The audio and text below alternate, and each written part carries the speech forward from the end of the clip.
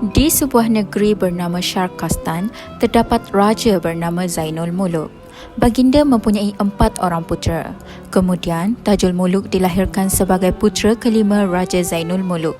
Baginda Zainul Muluk terlalu gembira dengan berita ini, lalu baginda menitahkan nujum untuk menilik nasib anak baginda. Dengan tilikan para nujum, mereka percaya bahawa baginda Raja Zainul Muluk akan buta jika memandang wajah Tajul Muluk ketika berusia 12 tahun. Baginda lalu menitahkan Tajul Muluk dan isterinya untuk keluar dari istana dan tinggal di dalam hutan.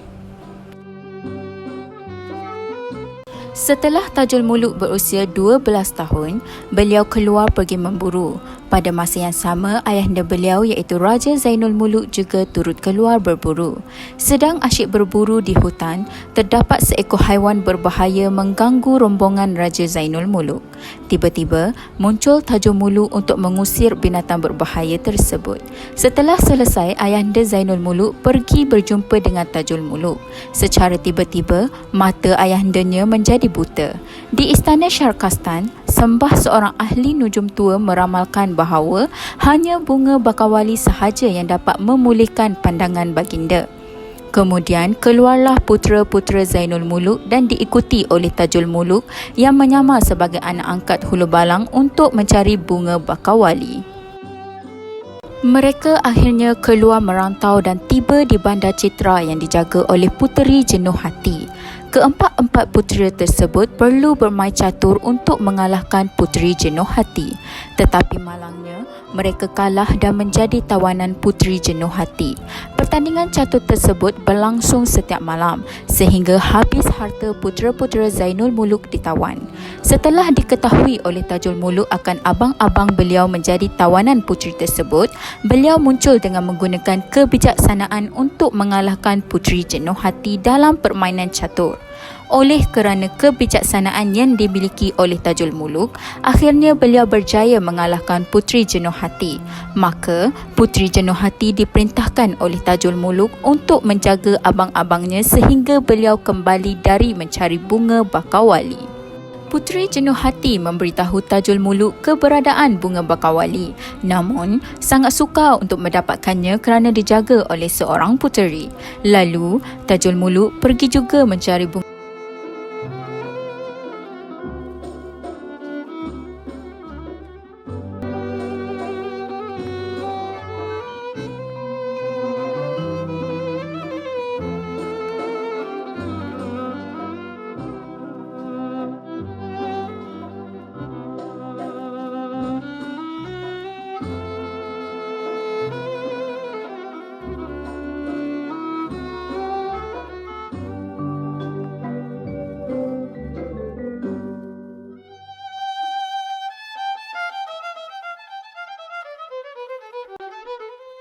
Di negeri Bakawali, tinggal seorang puteri yang cantik paras rupanya yang dikenali sebagai Puteri Bakawali.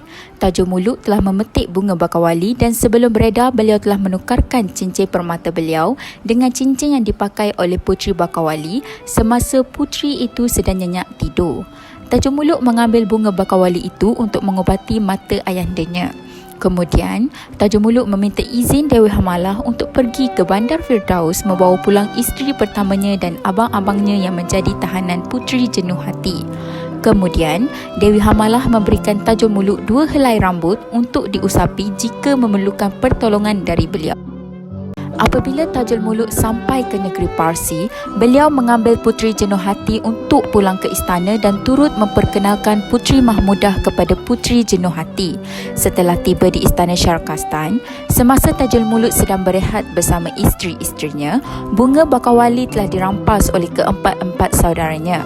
Mereka terus pulang ke istana dan mengaku kepada ayahanda bahawa merekalah yang menemui bunga tersebut. Di negeri Bakawali, Puteri Bakawali baru menyedari yang sebenarnya beliau telah kehilangan bunganya. Namun, dia mencari bunga tersebut dan mendapati cincinnya telah ditukar. Puteri Bakawali kembali ke istana Raja Zainul Muluk dan bertukar menjadi manusia bernama Farah, dan beliau tekad mencari siapakah pencuri bunga tersebut.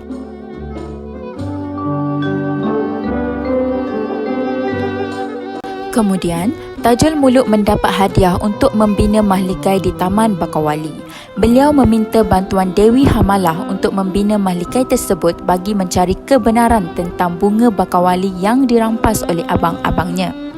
Dengan kuasa sakti yang dimiliki oleh Dewi Hamalah menjelmakan sebuah istana untuk Tajul Muluk.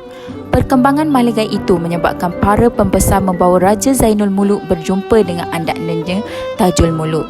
Akhirnya, rahsia tentang tempat tinggal Tajul Muluk telah didengar oleh baginda Raja Zainul Muluk. Kemudian, Puteri Bakawali telah mengetahui pencuri bunga tersebut. Puteri Bakawali telah mengutus surat kepada Tajul Muluk dan menghadapi pelbagai rintangan sebelum dibenarkan berkahwin dengan Tajul Muluk. Setelah masing-masing berutus surat, akhirnya ayat menjadi saksi penyatuan dua jiwa bersatu di bawah langit yang satu.